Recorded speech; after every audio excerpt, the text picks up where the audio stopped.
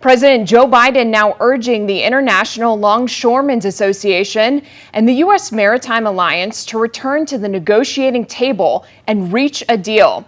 The alliance says it has offered wage hikes and claims the union is not negotiating in good faith. Still, many members feel sacrifices made during the pandemic were overlooked. We didn't stop working.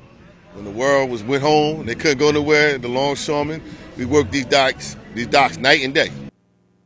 Docks that are now at a virtual standstill along the U.S. East and Gulf coasts. Still, the union says it won't be intimidated by a timeline.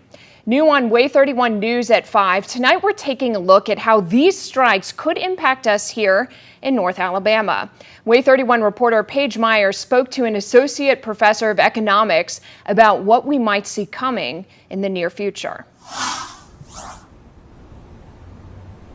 Jason Imbrogno tells me we won't see any impacts immediately, but we may see shortages on certain products in the coming weeks as these strikes may continue. Now, Imbrogno says the International Longshoremen's Association Union and the shipping companies at the ports had a contractual agreement that expired yesterday, September 30th.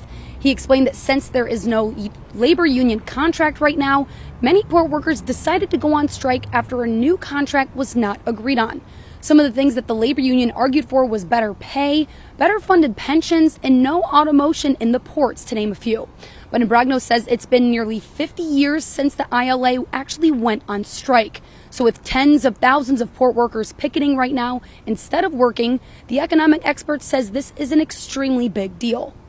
They're the ones that take all the containers off of the ships, load them onto trucks. So if they're not there, that can't happen. And so, that's where people are so concerned about the economic impact of this. And are we going to have shortages? And I mean, yes, and in a lot of goods we are, if this lasts any sort of reasonable amount of time. Imbrogno says in 2 to 3 weeks, we could see impacts on everything from groceries and pharmaceutical drugs to construction and car repair shops. But the strike may end before we see any of these impacts. There truly is no timeline to go off of.